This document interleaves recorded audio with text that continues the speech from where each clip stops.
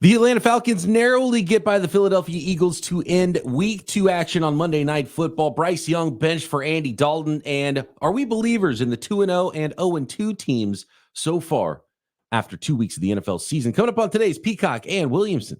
NFL analyst Brian Peacock and former NFL scout Matt Williamson bring you expert NFL analysis every day in less than 30 minutes.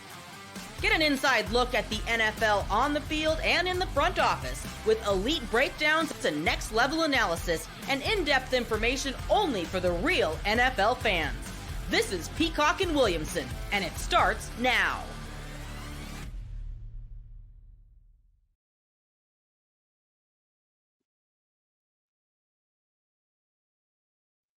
Welcome to the Peacock and Williamson NFL Show. Brian Peacock alongside Matt Williamson at BD Peacock at Williamson NFL. Thanks, everybody, for making us your first listen here on the Locked On Podcast Network, your team every day.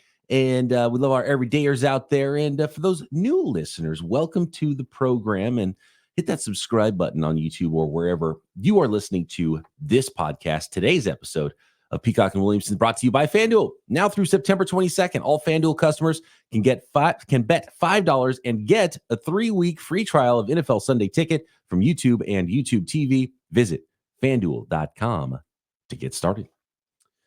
Let's start with Monday Night Football. Then we got a little bit of news as we get ready for Week 3 action in the NFL and a flip at quarterback already for the worst team in the NFL. Can they become not the worst team in the NFL? I think is the question for the Panthers, what they're trying to figure out. And the Atlanta Falcons, who looked like one of the worst teams in the NFL in Week 1, played a little bit better in week number 2, and especially Kirk Cousins. And not perfect yet, but they were able to squeak out a win over the Philadelphia Eagles on Monday night. Both teams now 1-1 on the season, 22-21 Falcons on the road at the Eagles. Yeah, Cousins played so much better than against the Steelers. And I think the Steeler D had something to do with that. I'm going to throw that out there right off the bat. But I was super impressed with Bijan and Barkley in this game and Hurts as a runner. And I thought the Atlanta O-line played way, way better than they did to start the season. Got London more involved, things of that nature. I thought A.J. Brown was missed. But it was a really good game. I mean, it just kind of felt like these teams probably split 50-50 if they play 100 times, So I watched the first half and live and then had to come back and watch the second half. And Kirk Cousins, I thought, was a lot better later. And early, I was like, oh, God, Kirk Cousins didn't look great. It was kind of – and then I was like, okay, there's Kirk Cousins. I remember that guy a little bit. That guy, yeah. And, I think maybe his stat line actually even looks better than he probably was. But it was not a disaster. Week 1 was a disaster. So that was a great sign for the Atlanta Falcons. And you mentioned it. They just looked more together. Drake London, 6 catches for 54 yards, the touchdown. He was able to get open looked like a potential number 1 wide receiver for Kirk Cousins there in that offense. You mentioned Bijan and Saquon Barkley, 2 of the more talented runners in the NFL, both passed the test. There was some good defense as well in this game, and just a all-around fun game to watch, especially in that second half. I'm glad I went back and was able to finish the second half because it was a fun one down to the wire until that final interception thrown by Jalen Hurts as they tried to get back down the field and kick a game-winning field goal. It was not to be for the Philadelphia Eagles. Yeah, and I just want to kind of look at a little bit of the hidden stuff, too. I mean, there was 9 penalties for the Eagles against 3 for Atlanta. I mean, Atlanta won the turnover battle by 1. But the Eagles had the ball for close to 36 minutes, and Atlanta was just more the explosive on offense. I think a lot of that was Bijan. I kind of thought he was the player of the game as a runner and receiver, and might be, with McCaffrey sideline, might be banging on the door to become the best back in the league. And you felt like they could have leaned into Bijan more. He still only carried it 14 times for 97 yards, nearly 7 yards a carry, 4 catches for 25. And so, who knows? I would expect a little bit more usage there. And Tyler Algier is still around. He's not going away, Matt, even with a new coaching staff. 9 carries for 53, and he was 5.9 per carry, too. So just really up front is where the foul, quarterback and offensive line, and obviously those two things work together as well. So much improved in week 2 for the Falcons. I mean, you got to sleep a lot better at night as a Falcons fan. 0-2 is a tough deficit to get out of in a 17-game schedule. This is the offense you went out and paid for. That's pretty efficient, physical in the trenches, some star power. I'd still like to see more from Pitts. I don't know exactly what to do with him, but getting this win is monstrous for Atlanta. And I wouldn't be super worried if I were the Eagles, but I don't love the news that A.J. Brown is going to be a multiple week thing. I thought that was going to be, he pulled a hamstring in practice. I was like, oh man. That is not great for the Philadelphia Eagles. And they did feel like they were one weapon short at times in that game. Yeah. Barkley and Devontae Smith was getting open, touchdown reception. Dallas Goedert is kind of just like I don't know if it's Jalen Hurts, if it's the offense. Dallas Goedert is kind of just a forgotten piece in that offense in the passing game. Yeah, and I kind of thought that too when they traded for Dotson. Is the plan not to phase him out, but to make Dotson the number 3 receiver? And he didn't do a whole heck of a lot either. But I think their O-line is now good, not dominant. I think Barkley's a nice addition too that they're using well. And I liked seeing Hurts really open it up as a runner. I mean, he was definitely limited last year in that capacity. Yeah, you mentioned Britton Covey, the second leading receiver, as far as reception goes, 6 for 23 yards, and he was only averaging 3.8 yards per catch. And you watch him catch the ball, and like, why are we not featuring Dotson? You trade for him, coming in, throw it to Dallas Goedert, Saquon Barkley. Britton Covey is going to be your second option now to replace A.J. Brown. That doesn't seem ideal. So maybe back to the drawing board there. Maybe it happened so late in the week too that they didn't want to change much what their game plan was going to be. I don't know. I have to mention C.J. Gardner-Johnson too. Like, this guy, I know you're not a huge hockey guy, but there's always those agitators in hockey that are just like taking every cheap shot they can and grinding. What's that? Is he a goon? He's not a goon. A goon's a true fighter. A goon's the big guy that takes care of your best player, that drops the glove against the other goon. He's just like an agitator. Small. There's those guys that are third line pesky. They'll hit you in the shins when you're not looking. They always know when the refs, eyes are the other direction. But he made a play in the hole that just blew up the run. That was unbelievably impressive. I think it was on 4th down. And then before that, I think it was Mooney. No, it was Ray McLeod. He, how they have the mouthpiece dangling from their face mask? Mm-hmm. He snatches it off the face mask and nobody's watching, throws it to the ground, and McLeod blasts him in the face with a punch and gets 15 yards. Yeah. I mean, it was a perfect hockey move, I mean, that's classic C.J. Gardner-Johnson. I mean, exactly that. And I think he gets tiresome for some teams, and he's moved around to a bunch of different teams. And if he's on your team, you love him, and every other team hates playing against those guys, and they're dirty as could be, but you got to love him on your team. He's an agitator for sure. The Falcons and Philadelphia Eagles are both 1-1, Matt. Next, we are going to talk about an 0-2 team, and we're going to talk about all the 0-2 teams and all the 2-0 teams, and if we're believers in what they are as either bad or good teams, if our priors before the season were wrong, if we think these teams will get back to the mean or what we expected, if it is different than what we expected coming into the season. Make some declarations, maybe even make some declarations on some 1-1 teams as well, being different than what we thought coming into the year. And the Carolina Panthers, obviously, one of those. Bryce Young benched in favor of the Red Rifle, Andy Dalton, and what that means for the Carolina Panthers. We'll start there when we get into 0-2, 2-0 teams through 2 weeks in the NFL next. Today's episode of Locked On Peacock and Williamson on the Locked On Network is brought to you by LinkedIn Jobs. When you're hiring for your small business, you want to find quality professionals that are right for the role. That's why you have to check out LinkedIn Jobs. LinkedIn Jobs has the tools to help you find the right professionals for your team faster and for free. And LinkedIn isn't just a job board. LinkedIn helps you hire professionals you can't find anywhere else, even those who aren't actively searching for a new job, but might be open to the perfect role, your role. In a given month, over 70% of LinkedIn users don't visit other leading job sites. So if you're not looking on LinkedIn, you're looking in the wrong place. And 86% of small businesses get a qualified candidate within 24 hours on LinkedIn. Hire professionals like a professional with LinkedIn Jobs.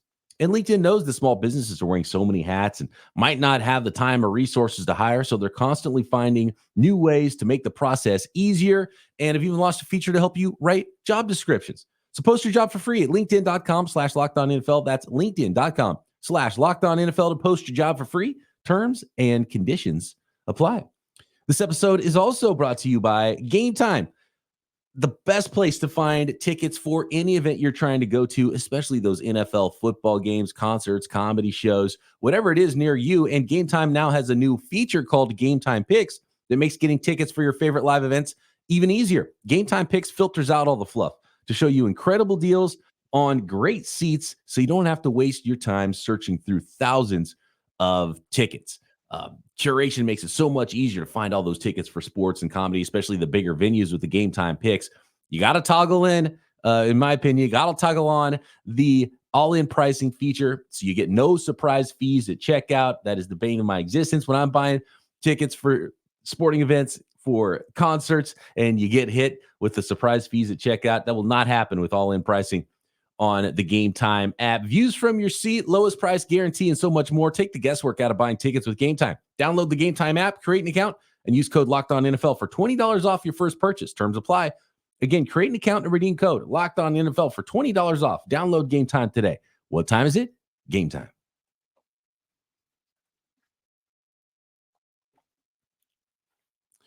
So the Carolina Panthers are an 0-2 football team and have looked awful. They have looked like the worst team in the league for the last couple of weeks. They were the worst team in the league last year, and their now second-year quarterback hasn't made the strides with some new additions, with a new coaching staff that you had hoped. And clearly the Panthers are either frustrated or just want to give him some time to sit back and watch to maybe help that out. Maybe they want to just evaluate the rest of the roster and find out if a veteran quarterback can make everything else be smoother and run better.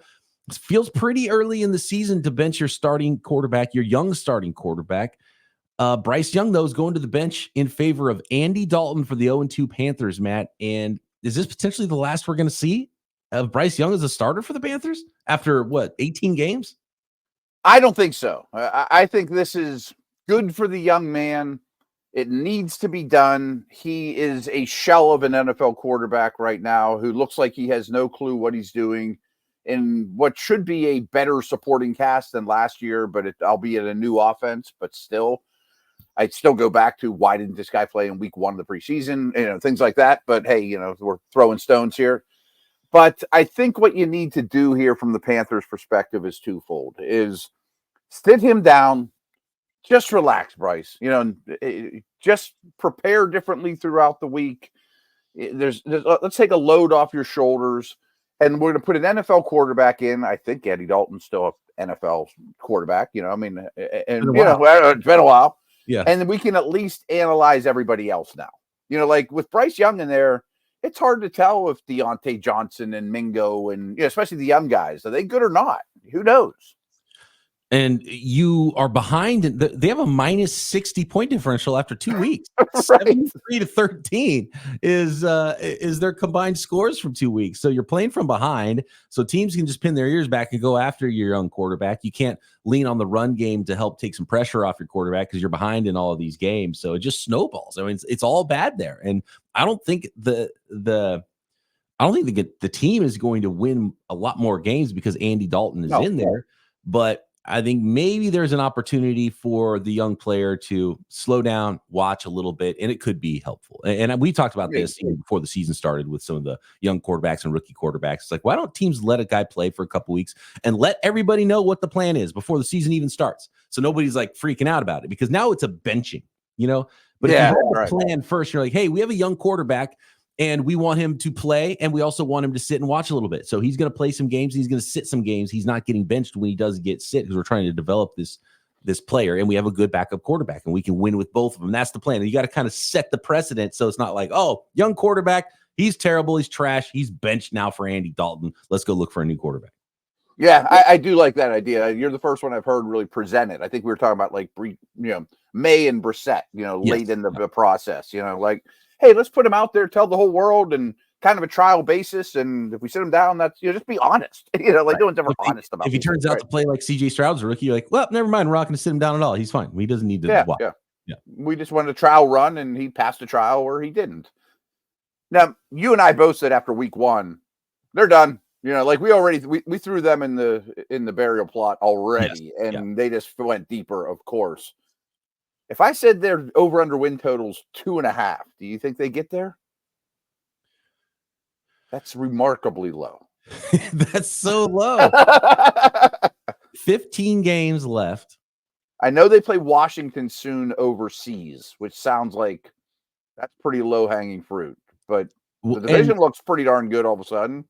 And I think they go to Las Vegas this week.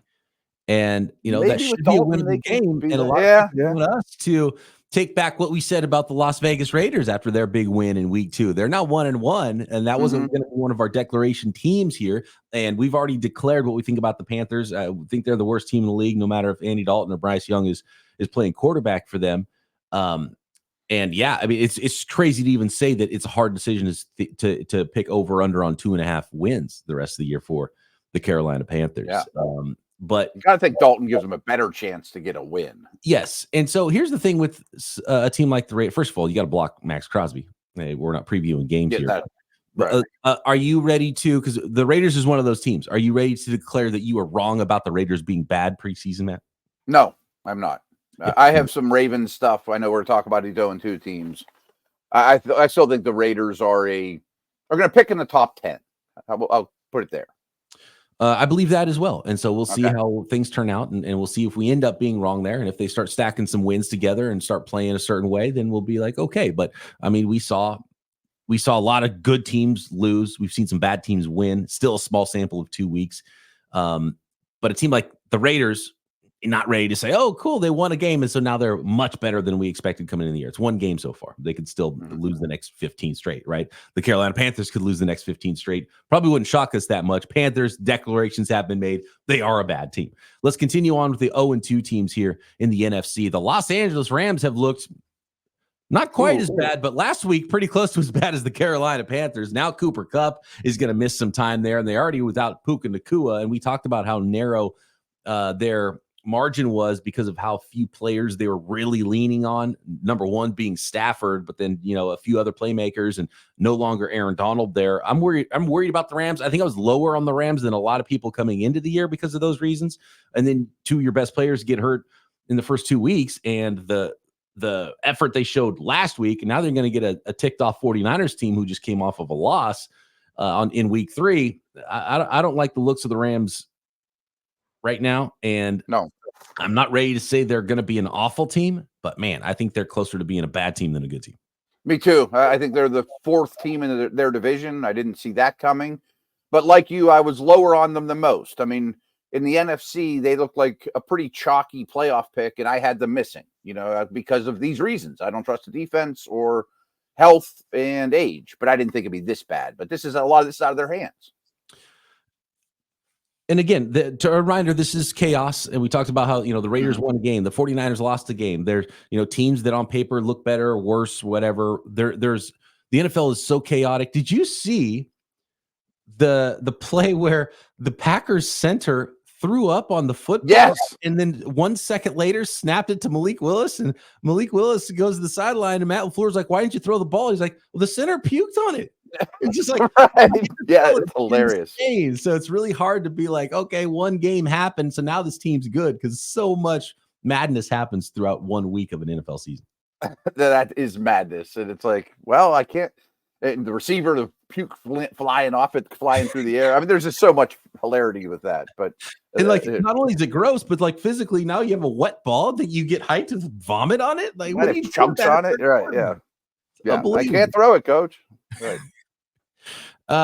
So there's more 0-2 teams in the What AFC. if you lost because of that? What if it's 3rd and 8 in the most crucial play of the game? The center, could you not kind of just get it away from the ball a little bit more? Shoot it at the nose tackle. And use it as a weapon. Is that a personal foul? I don't know. It probably should be. It's worse than stealing the mouthpiece off someone's face. Yeah, that might start a fight too. It's actually not that uncommon to see guys throw up on the field. It just rarely is the center throwing up on the ball as he's snapping it. Right, at exact time, right. We got the New York Giants at 0-2, a team that I think I'm ready to bury, Matt. Yeah, I think we could probably move on from them. No surprises. That was sort of the expectation. Yeah, bad They'll team. have some moments, but they're not good, right?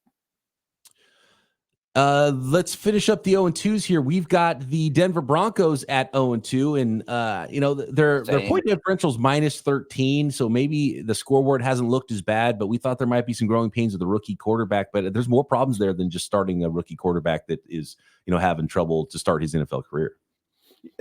They're like the Giants to me. They are who we thought they were. They're not very talented. They have a lot of work to do. Tennessee Titans are another team that I think I would say I declare them a bad football team. Didn't expect a lot. They've looked bad or worse in the first couple of weeks of the season in the division with the Titans in the AFC South. And correct me if you disagree with the Titans take there, but the Jacksonville Jaguars look pretty bad at 0-2. And the Indianapolis Colts, I think, are further away than we thought of being a competitive football team.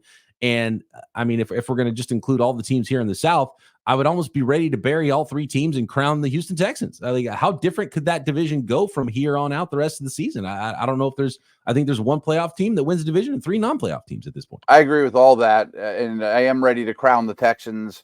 I would put the Titans one rung above the Giants and Denver tier, and I think Levis is a problem. Colts were really disappointing to me. I mean, Richardson's not completing 50% of his passes and misses a lot of easy ones. And their run defense was flat out embarrassing against Malik Willis and a non-passing team. Now Buckner's hurt. Yeah, now the best player on defense, Buckner, is hurt. And it's not good when your safety, Nick Cross, leads the league. You don't want a safety leading the league in tackles. That means running back getting to the safety way too often.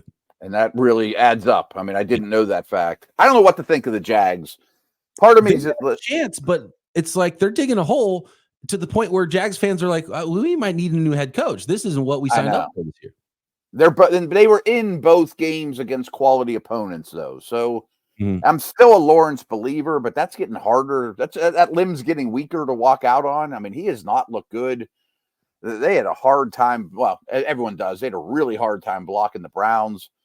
They're one of these organizations. There's a handful of organizations that I just get mad at myself when I trust them. And I just think they're one of them, Yeah. And they're digging a hole, and I would predict them to be second in the division, and they still have a chance. And, but it's going to be a fight for a wild card spot in the AFC, and they got to start winning some football games before they dig that hole too deep they can't get out. The wild card, I mean, along those lines, we were talking about this on our Steelers show with the Bengals and Ravens 0-2, Miami without Tua. Like, I'm not sure the 7 spot in the AFC is going to be as hard to get in as it originally looked. Well, there's a couple more 0-2 teams that I expect to make a run at some point in the Ravens and the Bengals. We'll get to those teams next. And then the 2-0 teams in the NFL. Are we ready to crown some of those undefeated teams after a couple of weeks? Next. This episode of Peacock Williamson is brought to you by FanDuel, America's #1 sportsbook. And you've heard us talk so much about FanDuel here on the podcast, and we get all of our lines from FanDuel every week when we make our picks. And there's a reason they're America's #1 sportsbook, and it's because they give offers like this, a little something different to start the NFL season. Now through September 22nd, all FanDuel customers can bet $5 and get a 3-week free trial of NFL Sunday Ticket from YouTube and YouTube TV. Are you missing out on some of those regular season Sunday afternoon out-of-market games? Well, with the YouTube TV base plan, you'll be able to catch all of those games, and all you need is a Google account and a current form of payment, and you can cancel at any time. And, of course, at FanDuel, find all the prop bets, all of the weekly lines every single week. So many ways to play, not only on NFL, and maybe you have a little bit of a different opinion now. Maybe another team you want to put some money on to win the Super Bowl, MVP awards, offensive, defensive rookie of the year awards, every sport out there as well. You can find all the action on FanDuel. And all you got to do is visit FanDuel.com to download America's #1 sportsbook. That is FanDuel.com.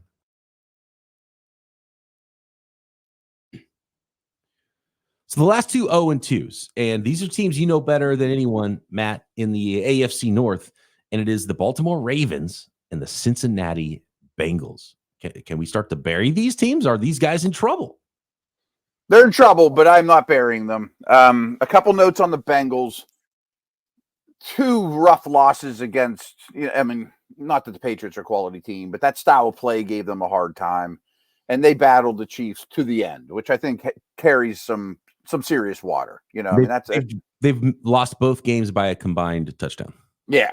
All right. So This, though, goes back to Coach Taylor to me, though, too. They're 0-6 in the first 2 games of the year now, 3 years in the past 3 years. I mean, this is just a constant start slow, don't play anyone in the preseason trend. Like, when are you going to learn? They're going to come back from it, but yeah. Hey, how about start faster next year?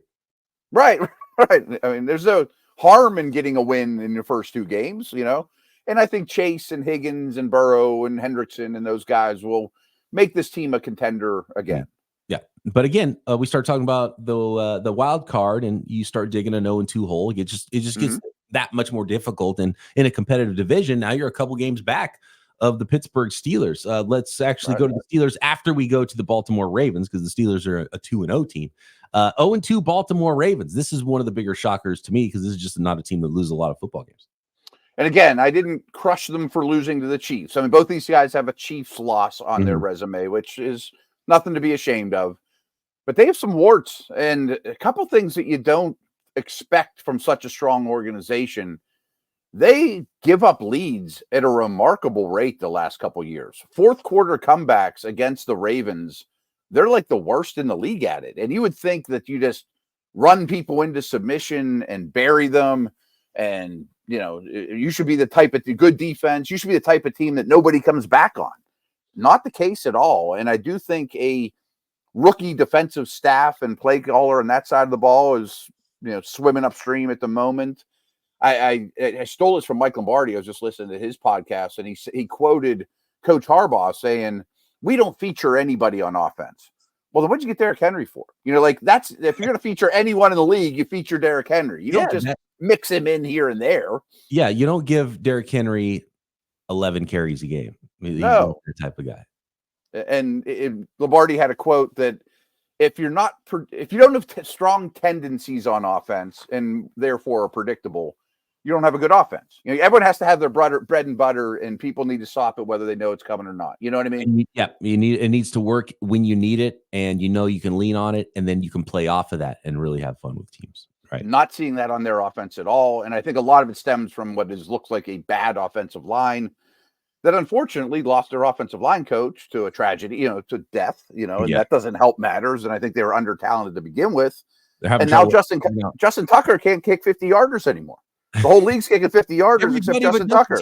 I was kicking 50-yarders. Yeah. He was the biggest weapon in special teams history, and now he's a liability compared to other kickers from distance. Yeah. So some things that can definitely turn around. Yeah. You almost drew an easier path for the Bengals turning around the season than the Ravens.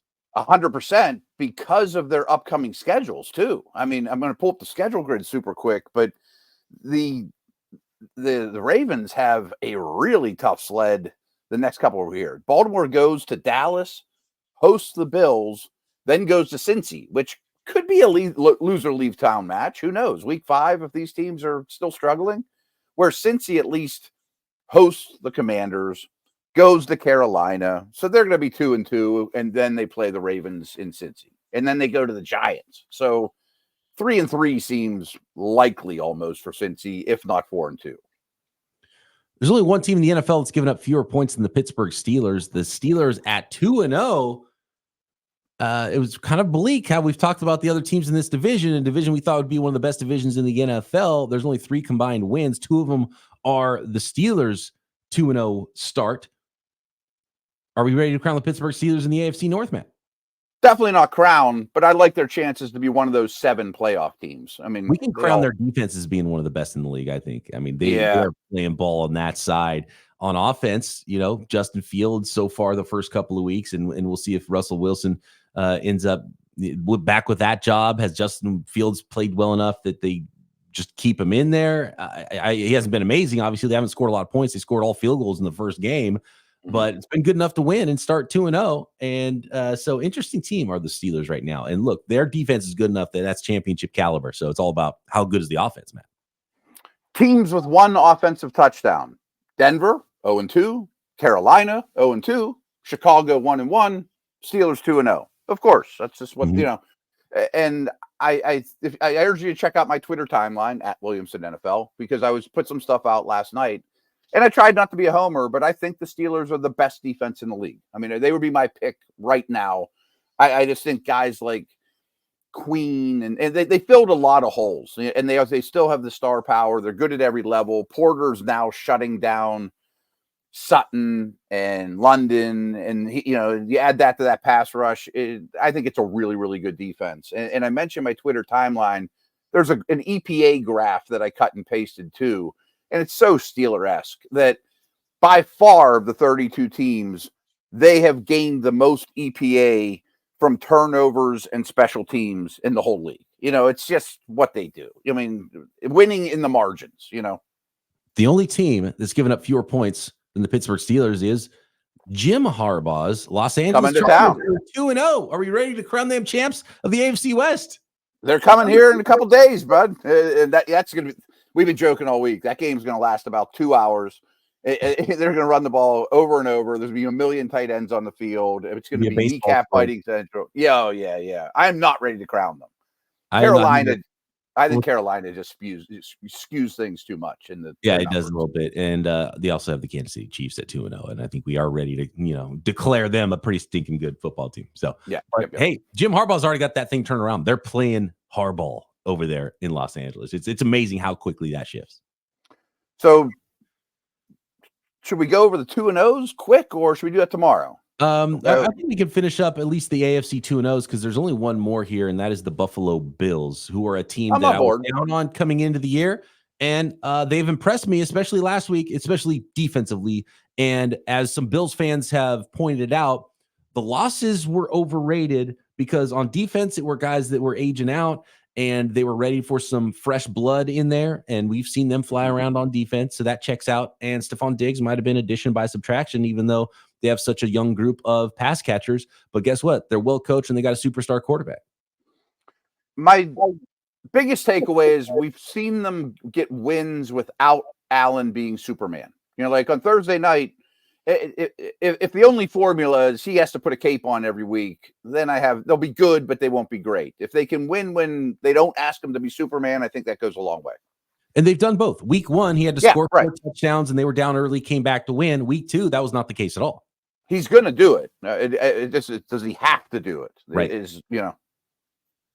No, that's well put. Actually, there's only a few 2-0. Yeah, let's knock these out. Let's finish this up because one of them is the Minnesota Vikings, who looked really good against the San Francisco 49ers in week 2. Sam Darnold's playing the best ball of his career over, an extended multiple start couple of games here. Efficient. They're schemed up on both sides of the ball, well-coached football team. And again, maybe some of the losses, you got Van Ginkel and a first-round pick in Dallas Turner making up for the loss of Danielle Hunter. The Vikings currently 2-0 atop the NFC North. Yeah, and am I ready to crown them? That's a term we've used. No. Do I think they're a contender? Not yet, but I would definitely put them in the 7 playoff teams if we were to redo our predictions. Absolutely. It's going to be a dogfight. I mean, because you got 3 other 1-1 teams. I don't think the Bears are going to stick around. Love might be back sooner than later. They just won with Malik Willis in week 2, running the heck out of football.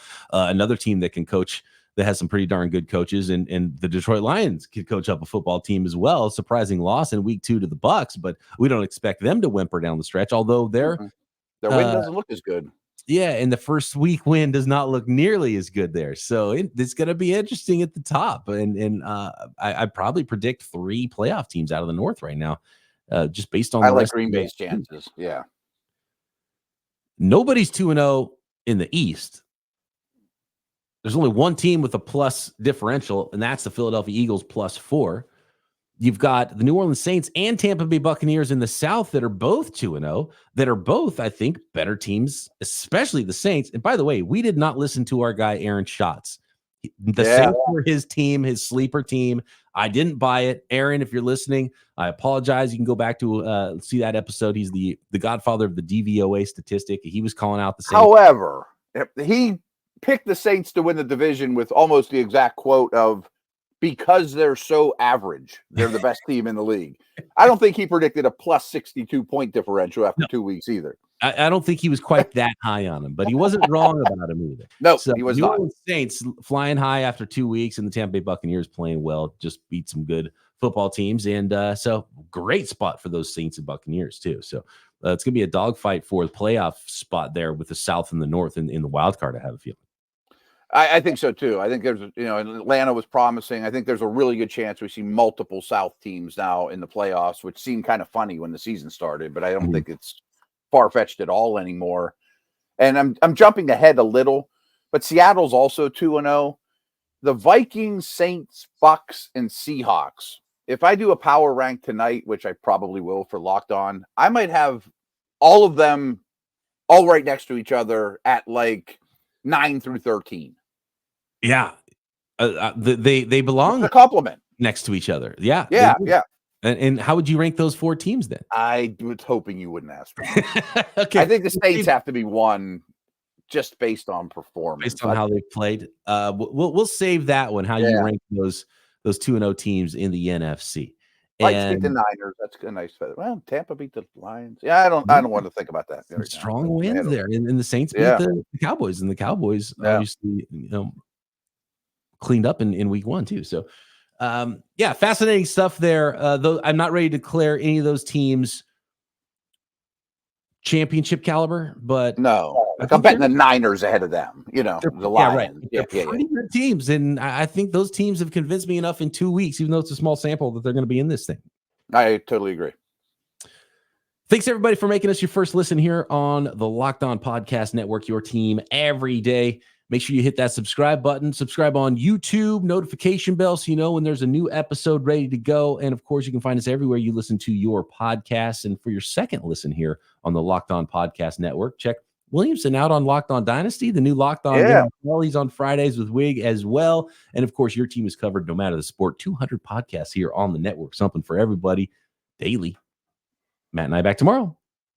Get those mailbag questions in this week as well, by the way, at BD Peacock, at Williamson NFL, or on the YouTube comments. Matt and I back tomorrow. Peacock and Williamson.